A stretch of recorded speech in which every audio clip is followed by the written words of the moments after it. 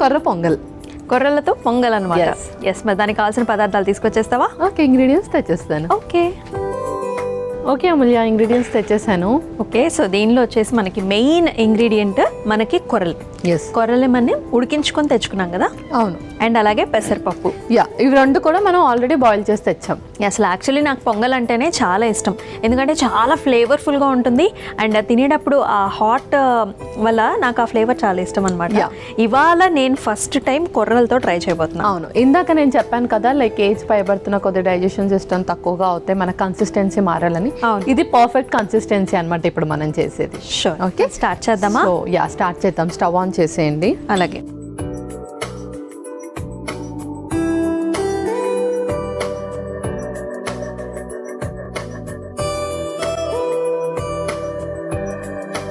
Okay, ముందుగా నెయ్యితో చేసుకుంటున్నాం మనము.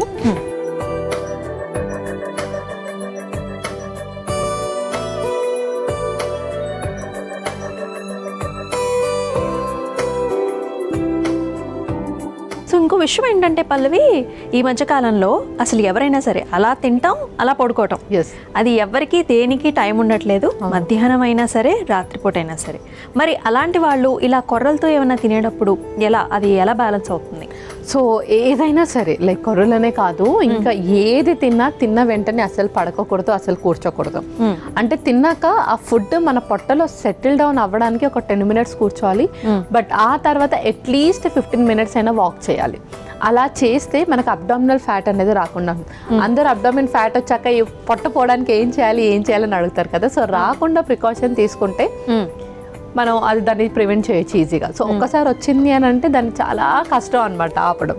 సో ఫస్ట్ థింగ్, ఏదైనా సరే డైజెషన్ ఈజీగా అయ్యే ఫుడ్ అండ్ మనం ఏదైతే తింటామో దాన్ని బట్టి క్యాలరీ బర్న్ చేయాలి. ఇప్పుడు నువ్వు ఒక 500 calories తిన్నావు అని అంటే దానికి తగ్గట్టుగానే నువ్వు క్యాలరీ బర్న్ చేయాలి. సో లైట్ ఫుడ్ తిన్నావంటే లైట్గా వాకింగ్ చేసినా సరిపోతుంది. అలా నేను ఫస్ట్ స్టార్టింగ్లో ఇంట్రోలో చెప్పినట్టు మైండ్ఫుల్ ఈటింగ్ అందుకే చేయాలి. అవును. సో మనం ఎంత తింటున్నామో దాని మీద మన గ్యాస్ ఉంటే దాన్ని బట్టి మనము ఫిజికల్ యాక్టివిటీ అనేది చేయాలన్నమాట. ఎగ్జాక్ట్లీ. మరి స్టార్ట్ చేద్దామా? స్టార్ట్ చేసేద్దాం. ముందుగా కొంచెం జీలకర్ర, ఇంకొక స్పూన్. సో ఫస్ట్ కొంచెం జీలకర్ర,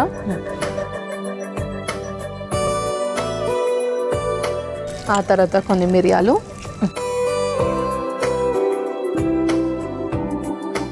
ఆ తర్వాత జీడిపప్పు కూడా,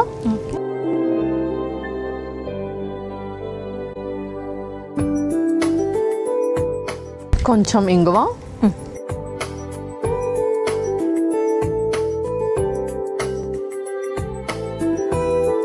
కరివేపాకు. సో దీంతో మనకు పోపు కంప్లీట్ అయిపోయినట్టే.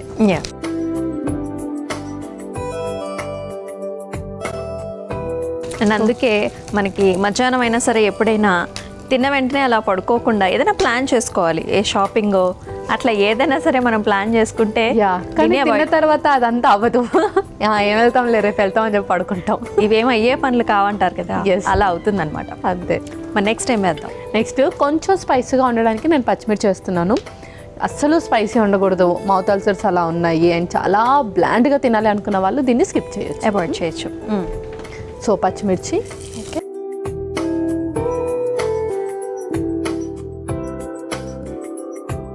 ఇప్పుడు ఇందులోనే ఆల్రెడీ ఉడకబెట్టుకున్న పెసరపప్పు,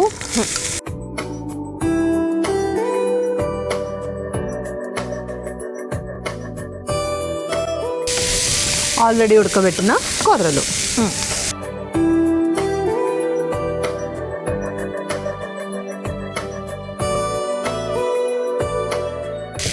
ఇవి మనం ఎంత మోతాదులో వేసుకోవాలి?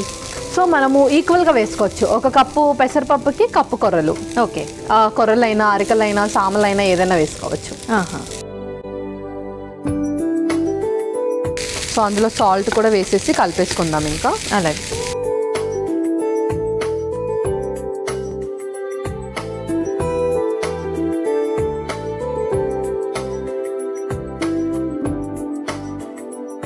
కొన్ని వాటర్ వేసేసుకొని ఒకసారి కలుపుకొని మనం మూత పెట్టేసుకుందాం.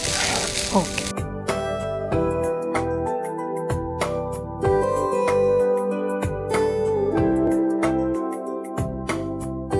లైట్గా స్ప్రింక్లర్ చేసుకుందాం అంతే. ఓకే,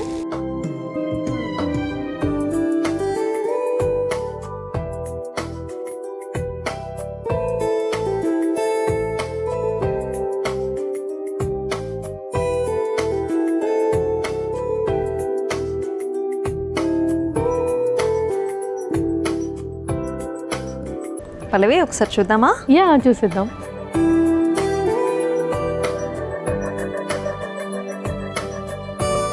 యా పర్ఫెక్ట్గా అయితే రెడీ అయిపోయింది పల్లవి. యా ఇంకా మనం స్టవ్ ఆఫ్ చేసి సర్వ్ చేసేసుకుందాం. ఓకే.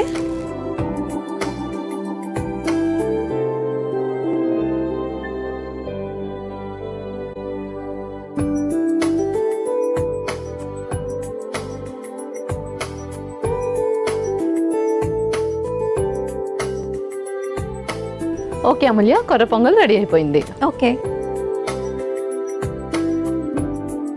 కొర్ర పొంగల్ అయితే రెడీ అయిపోయిందండి. మరి దీనికి కావాల్సిన పదార్థాలు అలాగే తయారీ విధానం మరొకసారి మీకోసం. కొర్ర పొంగల్కి కావాల్సిన పదార్థాలు: నెయ్యి, జీలకర్ర, మిరియాలు, జీడిపప్పు, ఇంగువ, కరివేపాకు, పచ్చిమిర్చి, ఉడికించుకున్న పెసరపప్పు, ఉడికించుకున్న కొర్రలు, ఉప్పు. కొర్ర పొంగల్ తయారు చేసుకునే విధానం: ముందుగా స్టవ్ ఆన్ చేసి ప్యాన్లో నెయ్యి వేసి కరిగిన తర్వాత అందులో జీలకర్ర, మిరియాలు, జీడిపప్పు, ఇంగువ, కరివేపాకు, పచ్చిమిర్చి వేసి వేయించుకోవాలి. తర్వాత అందులో ఉడికించుకున్న పెసరపప్పు, ఉడికించుకున్న కొర్రలు, సరిపడా ఉప్పు వేసి కొద్దిగా నీళ్లు పోసి కలిపి మూత పెట్టి కొద్దిసేపు బాగా మగ్గించుకుని సర్వింగ్ బౌల్లోకి తీసుకుని సర్వ్ చేసుకుంటే కొర్ర పొంగల్ రెడీ.